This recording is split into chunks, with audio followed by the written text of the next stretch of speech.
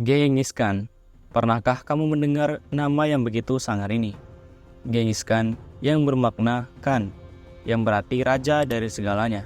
Dia merupakan seorang panglima perang dan penakluk Mongolia yang mengukir sejarah dengan meninggalkan ratusan ribu korban dalam kampanye militernya. Nama Genghis Khan memicu ketakutan dan kebencian di kalangan musuh-musuhnya. Sementara di mata masyarakat Mongolia modern, ia dihormati sebagai bapak bangsa dan pahlawan nasional Mongolia. Penaklukan yang dilakukan oleh Genghis Khan dan keturunannya memiliki dampak yang sangat signifikan dalam membentuk sejarah dunia. Bayangkan wilayah Mongolia yang membentang dari Asia Timur hingga Eropa. Bahkan pengaruh penaklukan ini mencapai Indonesia. Sebagai contoh, cucu Genghis Khan yaitu Kubilai Khan yang memerintah Cina secara tidak langsung berkontribusi dalam pembentukan sejarah Indonesia. Ia mengirim pasukannya untuk menghukum Kartanegara dari kerajaan Singasari yang turut membantu berdirinya kerajaan Majapahit di Indonesia. Genghis Khan lahir sekitar tahun 1162 dengan nama Temujin di bagian utara Mongolia. Ia memiliki latar belakang keluarga yang penuh dengan peristiwa dramatis. Ayahnya, Yesugei, adalah kepala suku Mongol dari klan Borjigin. Sementara ibunya, Hoilun, adalah istri kedua Yesugei yang diculik. Sebuah praktik umum di kalangan suku nomad seperti Mongol dan suku nomad lainnya di Asia Tengah. Masa kecil Temujin mirip dengan anak-anak suku nomad lainnya, dipenuhi dengan kesulitan dan tantangan. Di tengah kondisi alam yang keras di stepa Mongolia, hanya anak-anak dengan fisik tangguh yang dapat bertahan hidup. Pada usia 9 tahun, Temujin diantar oleh ayahnya untuk tinggal bersama tunangannya, Borte. Namun, setelah kembali, Yesugei bertemu dengan suku Tatar, saingan klannya, dan meninggal karena diracuni oleh mereka. Mendengar kematian ayahnya, Temujin segera kembali ke klan untuk mengklaim kepemimpinan. Namun, klan Temujin menolak klaimnya dan mengusir keluarganya bersama ibu dan 6 saudaranya. Mereka terpaksa hidup dalam kemiskinan, mengandalkan akar dan ikan sebagai sumber makanan. Sementara nomad biasanya mengkonsumsi daging domba dan susu kuda. Bahkan, dalam keadaan sulit itu, Temujin terpaksa membunuh saudara tirinya, Baekter, karena persaingan untuk mendapatkan makanan. Pada usia 16 tahun, Temujin menikahi Borte dan membentuk aliansi dengan klan Konkirat. Namun, pernikahan ini tidak bahagia karena suku Merkit membenci ayah Temujin yang dulunya menculik ibunya. Suku Merkit kemudian menculik istri Temujin, Borte, dan Temujin mencari bantuan dari Togril, kepala suku Kereit yang bersahabat dengan ayahnya. Togril dan teman masa kecil Temujin, Jamuka, bersedia membantu melawan suku Merkit. Bersama sekutunya, Temujin berhasil membebaskan Borte. Namun istrinya ditemukan hamil. Tanpa ragu, Temujin menerima anak yang lahir dari peristiwa tersebut dan membesarkannya sebagai anak kandungnya dan menamakan Joshi. Setelah menyelamatkan istrinya, Temujin mengikuti pasukan Jamuka selama beberapa tahun. Namun hubungan antara mereka tidak harmonis. Jamuka tidak melihat Temujin sebagai saudara. Sebaliknya, Jamuka menegaskan kekuasaannya. Akhirnya, Temujin memutuskan untuk meninggalkan Jamuka bersama sejumlah pengikutnya. Keputusan ini mendapatkan dukungan luas dari para pengikut Jamuka, karena Temujin menunjukkan kebijaksanaan dengan memberikan jabatan berdasarkan kemampuan, tanpa memperhatikan status keturunan atau etnis. Berbeda dengan kebiasaan bangsawan Mongol pada umumnya, perpecahan antara Jamuka dan Temujin menciptakan permusuhan yang berlangsung selama 2 dekade. Suku-suku Mongol lainnya memilih berpihak pada salah satu dari mereka. Namun, satu persatu pasukan koalisi Jamuka dikalahkan oleh kekuatan yang dipimpin oleh Temujin. Setelah mengumpulkan cukup kekuatan, Temujin berhasil mengalahkan klan Tatar dalam pertempuran. Lalu tanpa ampun memusnahkan semua yang lebih tinggi daripada roda gerobak. Akhirnya, Temujin berhasil mengatasi semua rintangan dan mengalahkan Jamuka. Bahkan, Togril yang mendengarkan saran anaknya untuk melawan Temujin juga tak bisa menghindari kekalahan. Dengan tidak adanya saingan yang berarti, setelah berhasil menyatukan suku-suku Mongolia, Temujin mengambil gelar baru dan menamakan dirinya menjadi Genghis Khan. Saya adalah hukuman dari Tuhan. Jika Anda tidak melakukan dosa besar, Tuhan tidak akan mengirimkan hukuman seperti saya kepada Anda, Genghis Khan. Dengan menyatukan suku-suku nomaden di Mongolia pada tahun 1206, pasukan Genghis Khan memulai kampanye penaklukan terhadap bangsa-bangsa di sekitarnya. Keberhasilan penaklukan ini dipengaruhi oleh kemampuan adaptasi Genghis Khan terhadap situasi yang dihadapinya.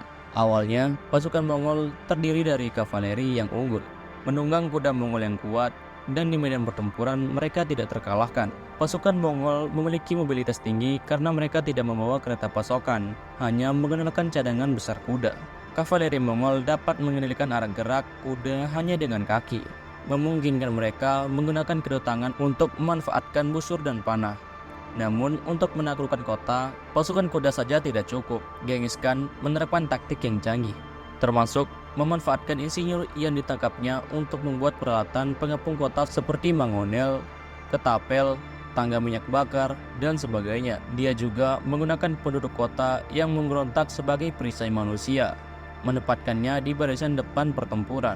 Meskipun penaklukan Mongol mencapai Eropa, Genghis Khan sendiri tidak selalu mengikuti setiap kampanye militer yang dilancarkannya.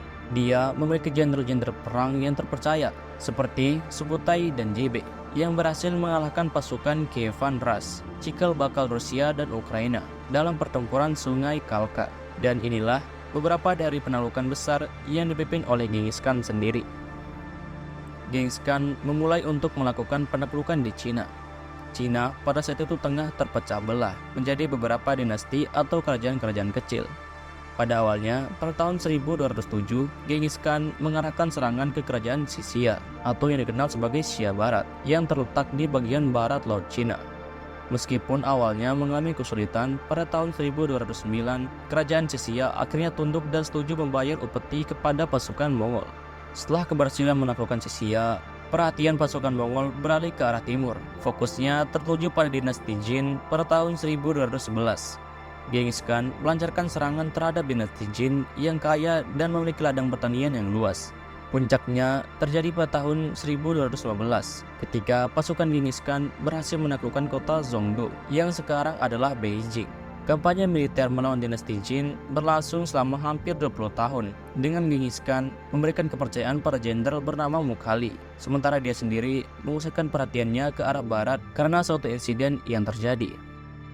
Khwarezmia, sebuah kerajaan yang meliputi wilayah Turkistan, Persia, dan Afghanistan, menjadi saksi dari salah satu peristiwa paling tragis selama ekspansi kekuasaan Genghis Khan.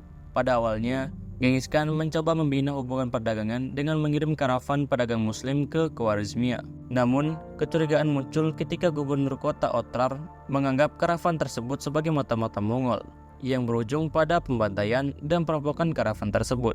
Karena insiden ini, Genghis Khan mengirim utusan termasuk 2 orang Mongol dan seorang muslim untuk menuntut pemimpin Khwarezmia, Shah Muhammad, agar menyerahkan gubernur Otrar untuk diadili oleh bangsa Mongol. Namun, permintaan ini jelas saja ditolak, bahkan dengan tindakan yang menghina, seperti memenggal utusan muslim dan mencukur kepala kedua utusan Mongol. Mendengar hal ini, Genghis Khan sangat marah dan emosi.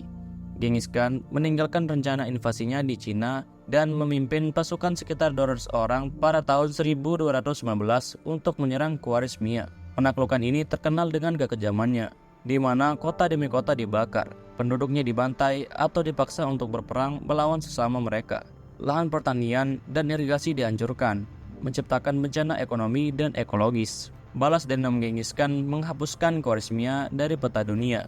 Tidak ada yang selamat, termasuk hewan peliharaan dan ternak. Tengkorak manusia, baik pria, wanita, maupun anak-anak, ditumpuk membentuk piramida tengkorak besar. Gubernur Otrar dihukum mati, sementara keluarga kerajaan Khwarezmia melarikan diri untuk menghindari kemarahan Genghis Khan. Shah Muhammad sendiri meninggal di pengasingan di sebuah pulau kecil di Laut Kaspia. Pasukan Mongol akhirnya mundur pada tahun 1223 dan Genghis Khan tidak memimpin pasukannya dalam perang lagi sampai kampanye terakhirnya melawan pemberontakan Sisia pada tahun 1226 hingga 1227. Genghis Khan meninggal pada 18 Agustus 1227 dan hingga kini penyebab kematian sebenarnya masih belum diketahui dengan pasti. Diperkirakan bahwa ia jatuh dari kuda saat berburu dan meninggal karena cedera. Makam Genghis Khan tetap menjadi misteri karena dirahasiakan dan hingga saat ini belum berhasil ditemukan. Legenda mencatat bahwa pengawal pemakaman membunuh siapapun yang mereka temui untuk menjaga kerahasiaan lokasi makam tersebut. Sebagai panglima perang, pencapaian Genghis Khan sangat mengesankan. Ia berhasil menaklukkan kerajaan-kerajaan yang lebih besar dengan tentara lebih banyak dan teknologi lebih maju. anaknya yang diangkat sebagai penerus untuk melanjutkan ekspansi kekaisaran. Cucu-cucunya juga akan memperluas kekaisaran Mongol ke seluruh Cina, Persia, dan sebagian besar Rusia. Selain keberhasilannya dalam bidang militer, Genghis Khan juga menciptakan kode hukum yang dikenal sebagai Yasa. Kode ini didasarkan pada prinsip-prinsip hukum umum Mongol, melarang tindakan kekerasan seperti pertumpahan darah, perzinahan, pencurian, penculikan istri, dan memberikan kesaksian palsu. Dalam bidang agama, Kekaisaran Mongolia mempraktikkan toleransi agama, di mana semua keyakinan dianggap sebagai urusan pribadi dan tidak tunduk pada hukum atau campur tangan penguasa. Genghis Khan dengan segala keberaniannya telah menorehkan namanya sebagai panglima perang yang legendaris dalam sejarah dunia. Lahir dari kesulitan dan penuh tantangan, perjalanan hidupnya mencerminkan ketekunan, kebijaksanaan, dan keberhasilan. Dengan memimpin suku-suku nomaden Mongolia, Genghis Khan berhasil menciptakan kekaisaran yang luas, membentang dari Asia Timur hingga Eropa. Terima kasih buat yang nonton sampai habis. Jika ada kritik atau saran, tulis aja di kolom komentar. Dan jangan lupa subscribe.